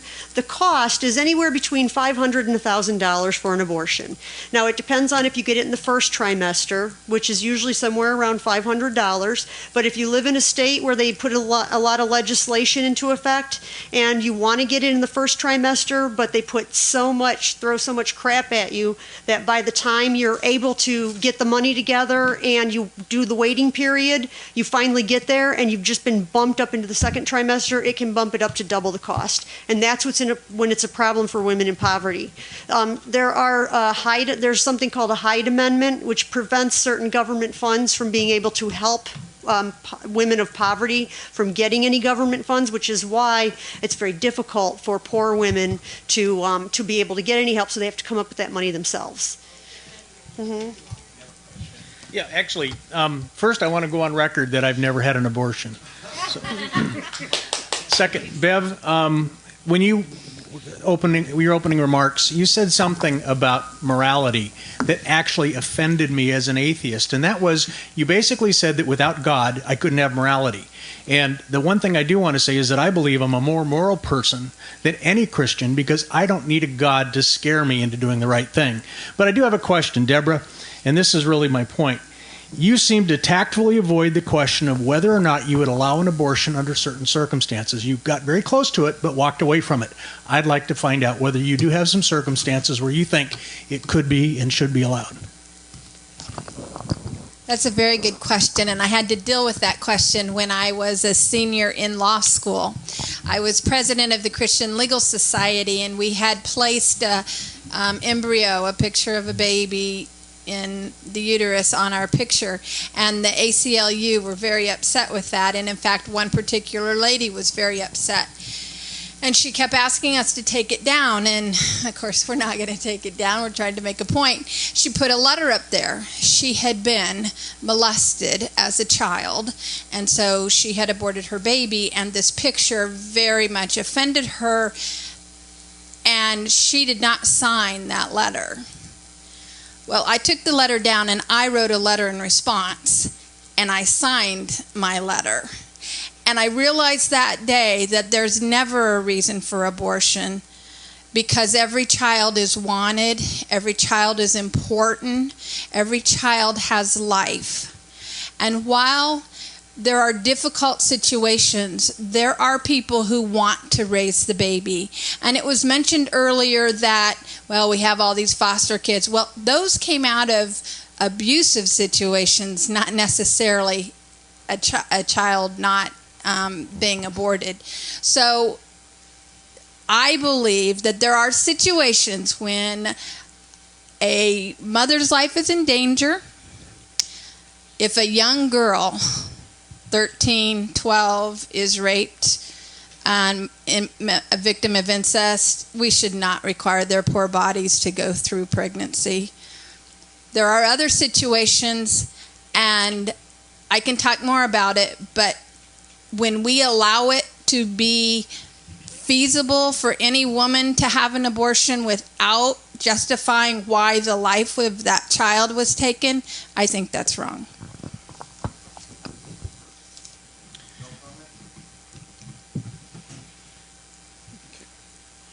Thank you all for presenting. Thank you. Thank you all for presenting.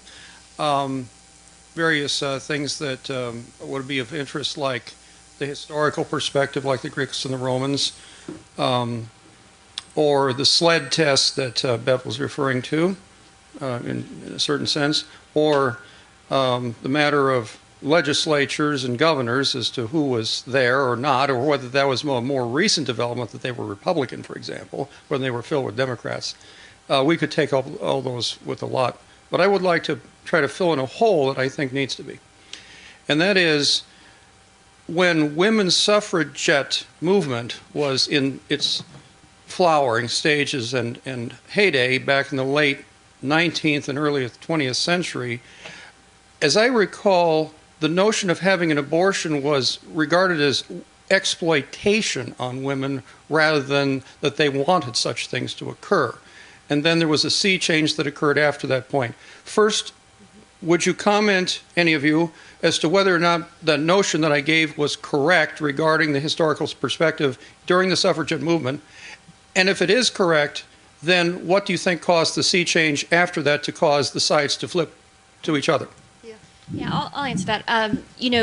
Part of the feminist response to abortion during the first wave was that midwives had responsibility for a lot of the tasks associated with reproduction and childbirth, and that knowledge and information was taken away from midwives and medicalized into these larger institutions by mostly male doctors. So the feminist movement was responding to that and asking for sort of control or power back in regards to the reproduction. Interestingly, you see a lot of that today. I mean, a lot of folks are taking back that power. They're having home births, they're having doulas, and midwives again are much more popular. So that was really a sort of a response to the medicalization of childbirth, which had previously been under the purview of women entirely. I mean, midwife, that word even means for the woman. Can I add something to that? Actually, the other part of that was that with the first wave of the suffragettes, their thing was that they didn't want to advocate getting abortions because it also meant women didn't have control. I'd already given up something in order to have something taken away. So their thing was essentially, it was Nancy Reagan, just say no. They were basically saying, don't give your husband sex. If you want something, don't give it up to him. Get what you need before you give him anything else. So it was actually more of a don't give it up so that you don't have to get rid of something. So that was that initial first wave of the suffragette movement, and that's where they differed from the second wave. So it actually had less to do with their stance on abortion being moral or not, and more about saying, let's not give it up to our husband so we can get what we want. Go, girl. The other side, please. I think the basic problem here that we're seeing is the fact that there's no husband. The feminists want all the things that go with marriage, but they don't want the guy around. And then when they have a problem with a pregnancy, they abort it. If you have a husband, that's the purpose of the building unit of society. Man and wife, husband and wife, so that you can take and raise children unimpededly. If you want feminism and you want to have it your way, this is what you get.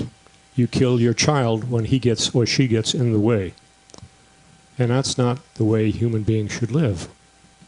It goes back to that fundamental thing, instances that we've all heard. The women got pregnant and there was no husband. I just have to say one thing. I'm so sorry. As a feminist, I just have to say one thing. It sounds very Pat Robertson-esque that feminists want to, kill their husbands and their babies and practice witchcraft. And I want to say as a feminist on the record that I want to do no such thing. Well, that's very reassuring. Something else I thought was very reassuring. I thought that everybody here wanted to reduce the need for abortions one way or another. Okay, and I'm real hard of hearing, but I thought I heard your name was Beverly. Huh? No, wait a second. Yes, it is. Yes, her name. Your name? Revilee. Revilee with an R. Revilee. Okay, see, if you're really hard of hearing, you just don't hear consonants. Okay, so anyway, Revilee. But anyway, and you were talking about contraceptives being given out in Colorado and so forth. There's something else that's been demonstrated to be a very good way of preventing the need for abortion, and that is parental consent laws. They had one in Minnesota for a while, and the statistics show that there was quite a drop in the number of abortions. And so I'd like to say the pro-choice people to address that issue. And if I could ask, please don't tell me that the parents are all evil and they want to brutalize their daughters.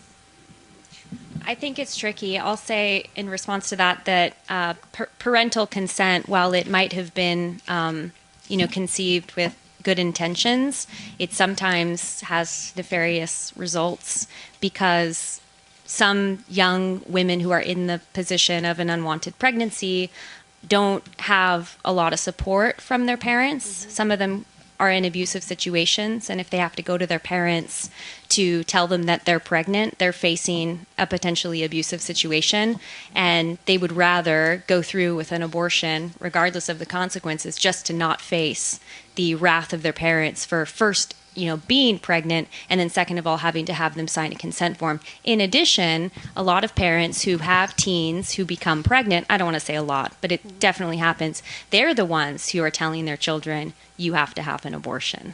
So it's tough to kind of consider the range of possibilities when it comes to parental consent. But again, I'm going to stick to my original, platform, which is that the state shouldn't be involved in these decisions.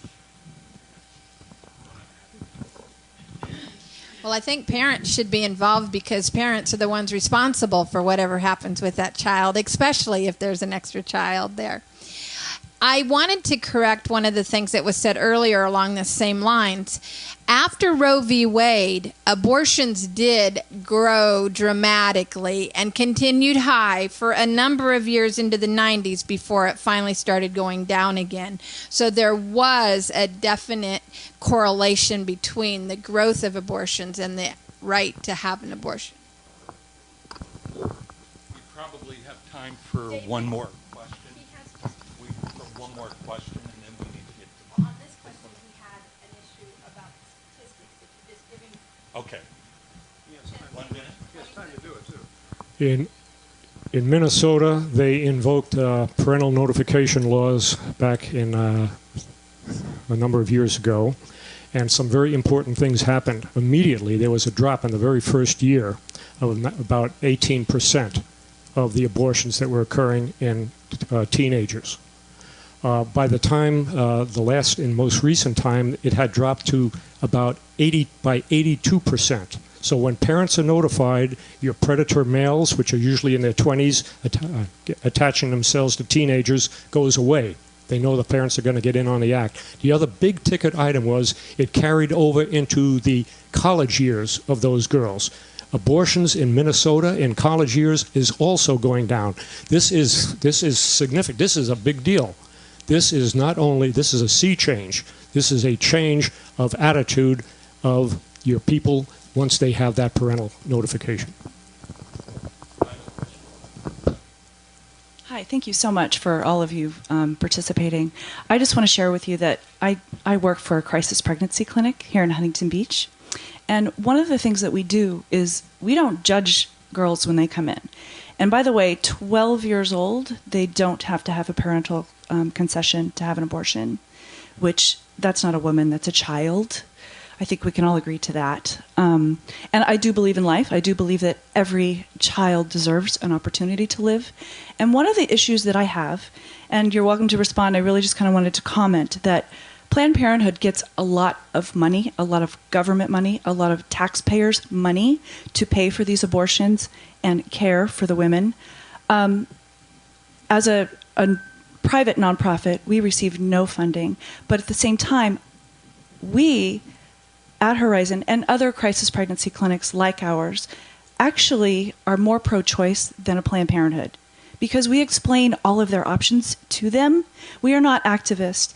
We give them an opportunity as a feminist, as a woman, to make an educated decision where when they go to Planned Parenthood and other abortion mills or clinics, they don't get that same education. So we're more about empowering women and educating them and letting them make a true choice because it is legal. We're not activists. We're not fighting the laws. We just want to help women in a crisis to empower them and educate them. So I just ask you to just consider helping or looking into a local pregnancy clinic, coming alongside them, even if you're a feminist or your perspective is completely different. Again, we're educating and we're giving the young woman an opportunity to choose. Thank you. If you'd like to comment, please do. She said it well. I don't have anything to add. She came in from Chicago. She asked, because there really wasn't a question. Sure. You could keep your question or statement to 45 seconds. I just had a quick, Deborah, I was very moved by your story and thank you for sharing it. And I just wonder how you think your life would have been different if you were not allowed to get that abortion at all and you had carried to term at 14. If I had kept that baby, it would have gone to somebody else to be raised. My mother was not able to raise because she had 4 of her own and she was a single mother at the time. But I was in a very warm, supportive environment with the church that I was at. I did not go to them, but they would have been there for me.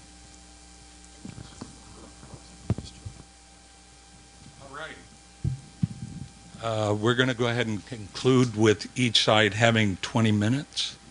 I think 10 minutes. 10 minutes, I'm sorry. I was thinking we had a lot more time than we did. Between the two of you, use the 10 minutes and we'll flash the color red so that you'll know. Do we need a podium or are they going to do it from there? Do you want to do it sitting down? That's fine. Okay. And before they conclude, anybody who would like to be placed on the debate email list, see me afterwards.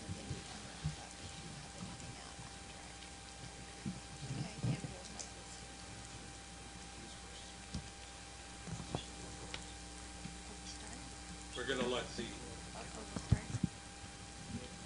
I start? Oh, we'll start. Okay. Christians open so they get to... A lot of folks assume, I think, because I'm a feminist and also because I'm pro-choice, that I'm for abortions. Nothing could be further from the truth. I'm in support of movements that look to lower the number of abortions by promoting the access, the availability, and the affordability of contraception, even though that remains to be sort of a contested issue. I believe it's a public good. I think that we need more education about the risks associated with pregnancy. If when we talk about these kinds of educational efforts or agencies promoted at giving our young populations the right information, we have to teach young boys and young girls not to be afraid of sex, but to be prepared for it. And I think that needs to be incorporated a little bit into the pro-life movement, because sex itself is a life-affirming activity, and a lot of people want to do it. And so instead of prohibiting them and saying that the only way you can do it is if you're intending on producing a child, then we're going to end up with more abortions and not less. What I don't support is sidewalk counseling for women and girls who are considering abortions. In many ways, you're too early and you're too late. You're too late because she needed help figuring out how to not end up in that situation in the first place. And you're too early because she's going to need a lot of help when she's waking up every 2 hours in the middle of the night feeding her child and trying to figure out how she's going to manage a career and her financial responsibilities. I also don't support groups of people, movements, and organizations that walk around holding up images of aborted fetuses. I understand the point about needing to see it to understand it. I do. I understand that point. But it can be really devastating to face those images. And if the numbers are as high as we say that they are, 1 in 3 women, this is traumatizing. So you're re-traumatizing these women every single time they see an image of an aborted fetus or a video of an abortion taking place. It's a tactic designed to shame women, and it creates a lot of problems for them. Some of the tactics of the pro-life movement are kind of curious to me. So one of them is summer camps for kids where their time is divided between Bible, worship study, and abortion clinic picketing. They also distribute propaganda with images of aborted fetuses. You saw a lot of that tonight. Encouraging women to not have sex and not use birth control. Again, this is religiously motivated.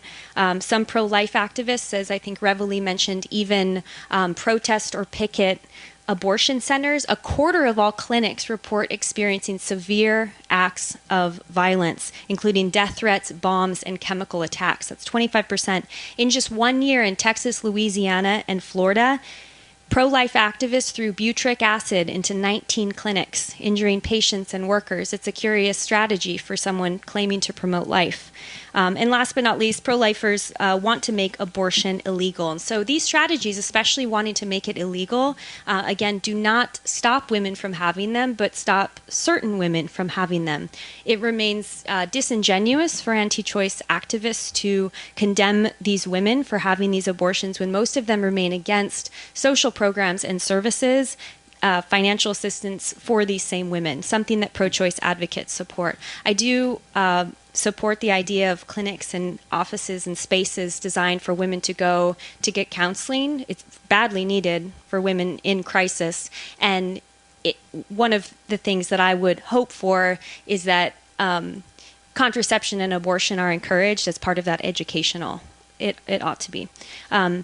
Women feel a tremendous amount of pain and sorrow when they are forced to have abortions because they can't afford it, they're underage, they're condemned by their church for becoming pregnant, and or the men they are with do not want the child. We do not live in a culture that supports women, and if we did, we'd have less abortions. We live in a culture that shames women for having a pregnancy outside of wedlock, and many women show up at abortion clinics avoiding the condemnation from their churches and the shaming of their families, and the pro-life movement is a part of this. If we want to lower the number of abortions, we can do it, but it does not require the overturning of Roe versus Wade. We need less government involved in our lives. We should agree upon that. Family and not the government is the cornerstone of a good political order. And conservatives know this. So why they would give away the management of our most private and personal reproductive decisions to the state is beyond my comprehension.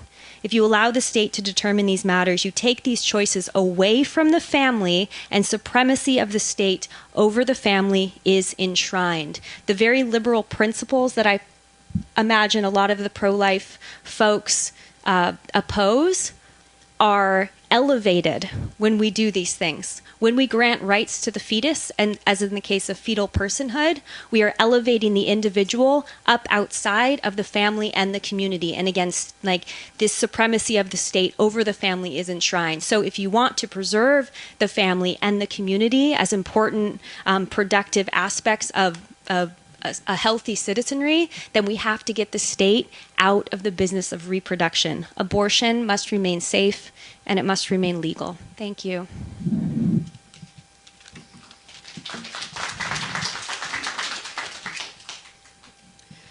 I'm going to hark back a little bit here to the, yep, thank you. I'm going to hark back a little bit to the mid to the late 19th century. This was after the Civil War, and go back to the time when abortion was actually still legal here in America, and why it became illegal. Basically, what had gone on was that it was after the Civil War, we started having more, you'll never guess where this goes back to, immigration going on. So all of a sudden we had certain politicians and people concerned that we were beginning to be outbred. All of a sudden the white Protestants were beginning to be outnumbered. So we kind of had a little corroboration between politicians and between, of all people, doctors, because midwives back then were in charge of abortions. So once again, you have too much women power. Women were in charge of abortions, performing, and in charge of their own reproductive cycles. So the American Medical Association, back in its early stages, decided, no, we need to take control of this. We want to be the ones who get the money from all this. And they decided to work with the politicians to criminalize it. They did not want white women getting abortions because we need more white babies in the country. So by 1871, you started to see the criminalization of abortion going state to state. And this is basically where we started to see this coming about. It had nothing to do really with women's moral issue of abortion. It had to do with what was going on politically in America. So this was what we saw happening at this point. We started to see state by state criminalization of abortion having nothing to do with churches thinking this was a moral issue. This was just simply doctors wanted to take back control so that they could start to get it away from midwives, who are typically women, and lay healers. So we have this going on. Now you bring it back into the 20th century. We get Roe versus Wade. But what's going on here is that now all of a sudden doctors are in support of Roe versus Wade because government's in charge. All of a sudden it's criminalized, and they have women who are dying because they can't get, doctors aren't able to perform abortions. It's criminalized. Now doctors aren't happy with it. What they were happy with back in the 19th century, because they were able to take it away from the women midwives, they're unhappy with now. So now they're in support of Roe versus Wade. You've got epidemics of rubella going on, which are also causing problems with fetuses, which all of a sudden women are in need of abortions, doctors can't perform them. So now you've got all these people in support of abortion, and again, nothing to do with moral issues. But now all of a sudden you get the church jumping in to make it a moral issue because the church wants to join hands with the Republican Party. And the only way they can get all of the masses on board is to make it a moral issue. Anytime you want to get a bunch of people on board, what do? You make it a moral issue. So they find a way. And how did they make it that way? Because all of a sudden we have the ability to personify the fetus. That's what the ultrasound did. It's been the same all along. Scientists knew what was going on with it, but now you've got a visual of it. But guess what? It's still an embryo. It's not a person. It's still an embryo, no matter what. It's not a person. It's still an embryo. And guess what? I know you don't like it. I know you don't like it, but guess what? It's still an embryo, and it's still a woman's decision.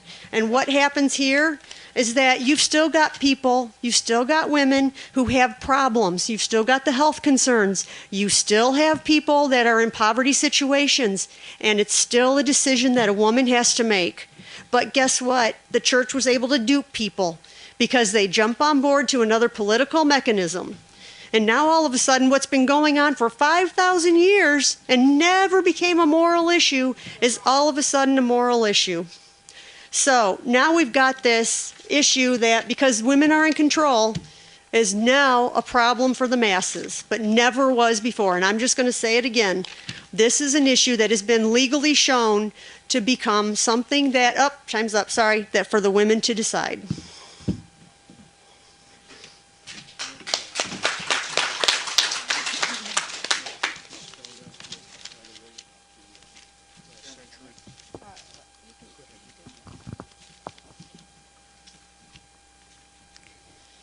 It's not the church that has duped the people. It's Planned Parenthood that's duped the people. They make millions and millions of dollars for every abortion that's done. To me,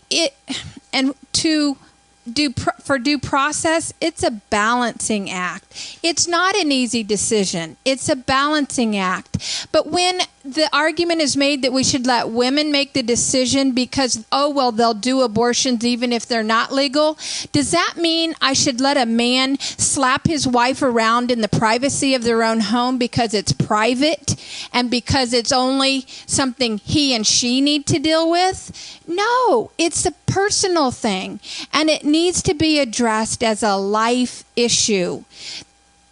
Look at these babies, 7 weeks before we even find out we're pregnant. It has fingerprints, it has a heartbeat, it has life, unique and separate from the mother. It is a person. Just because it's attached to the uterus doesn't mean it's not alive. The fact is that it's alive. I agree we should stop abortions or lower abortions as best we can, but when we allow it to continue to be legal, then we're allowing crime to continue to happen, like I talked about earlier. I agree that we shouldn't shame women. Never. We should never shame somebody for decisions they make.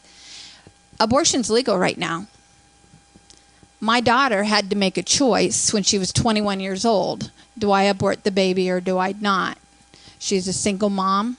She had just started a job. She had to make that decision. But she went to Planned Parenthood and they said, yeah, we'll give you an abortion, but we need $500. She didn't have $500. Then she went over to Horizon Pregnancy Center, and the gentleman that's sitting here is the one she met with, Chris Stoller, and he told her the facts, and he let her make that decision. Now, you know my history, and I had to let her make that decision. But when the law was available, that's what it was. But she made the right decision, and I have a beautiful 8-year-old granddaughter right now. That was the best gift I could ever receive. So it's all about the balancing. And state, I don't like state involved in things. However, I don't think we should allow arsonists to decide whether or not they light a fire. I don't think we should allow abusers to decide whether or not they abuse their wives. That is a state issue simply because that's the way our system is set up. There needs to be a system that lets due process happen. The baby cannot speak for itself. It opens its mouth if you watch The Silent Scream, but it can't speak for itself. What if we gave advocates, doesn't have to be attorneys, but gave advocates to the unborn, so when there's a decision of whether or not I need to abort this baby, that there's a real process that allows the baby to have a voice. That would be my recommendation. Without looking at personalities, there has to be a clarification of a number of things that were said about abortion being legal in the last century, actually in the 1900s. That is patently wrong. Every state by 1865 had laws against abortion. Every state. And by 1893, the United States Supreme Court reaffirmed that in a decision from the United States Supreme Court, reaffirming against abortion. This is a new thing of the 1960s and 1973. And once again, it goes back to the issue of you want marital rights without responsibility. What we're seeing here tonight is statements like that have come up along those lines. Let's see. I have a picture that maybe you could cue it up. Safe legal abortions. There's 3 pictures in front of me here. If we could see them, you'd see them. They were emergency vehicles, ambulances leaving Planned Parenthood on Tustin Avenue over in Orange, okay, going to the nearest hospital. Abortion's not safe. It may be legal, and it's not scarce, as Bill Clinton said he would like to see it. No, it's not safe whatsoever. Also that we would see on these charts, if we would see it, is people holding signs up outside the abortion clinic. This is the last-ditch effort to save that child's life and to save that woman from a tragic decision that she is going to make. Very often it's offered, we will help you with this baby. I don't think I've ever heard expletives yelled at a woman going into that clinic, but there were always offers of help going there. I personally have held signs up, one with a baby and one with an aborted baby. And a woman came up to me one day, and I was expecting a blast from her, and she said, "Do you see this?" And she held up her cell phone. And I could barely see it, but she said, "Do you see that 2-year-old child there in the middle? He is here today because people like you were at this clinic 2 years ago when I came here to abort him, and I turned around." That's the difference the signs make.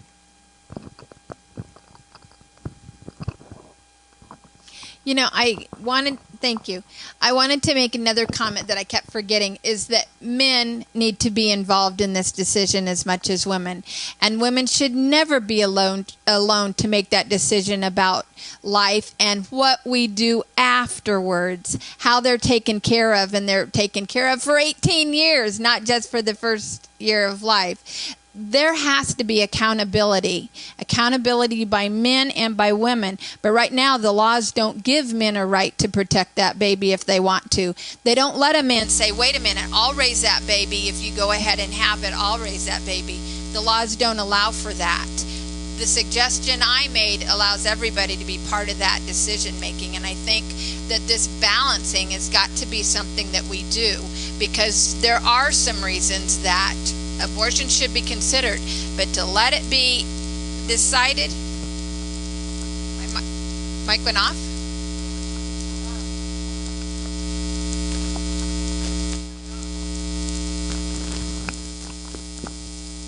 It doesn't have a clip.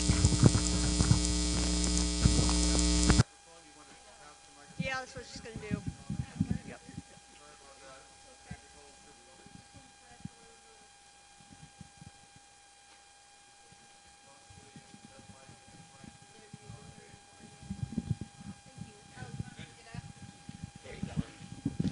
Well, all I'm saying is that it is a family issue. It is something that involves every one of us. And guess what? Our tax dollars are getting spent on where abortions are happening. And that's why I care about whether abortion is legal. And always remember, abortion stops a beating heart.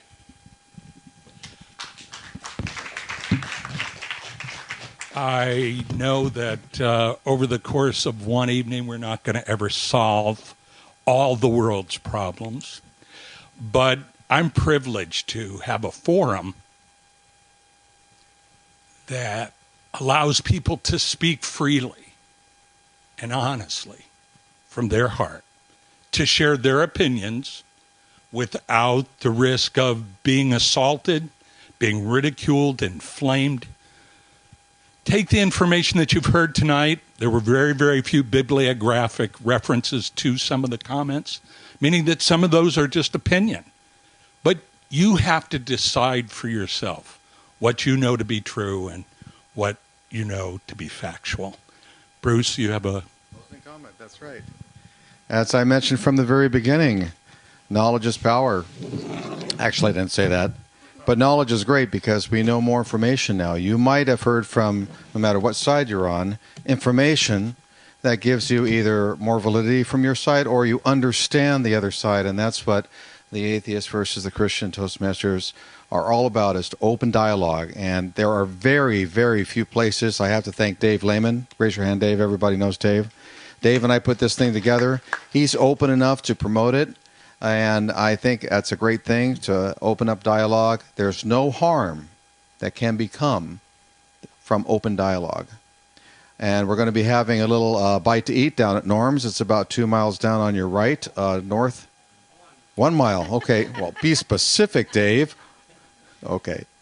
It's 1 mile down on Beach Boulevard. Anybody want to get on my email list, let me know. And please go up and thank these great debaters. Let's have a hand for these debaters today.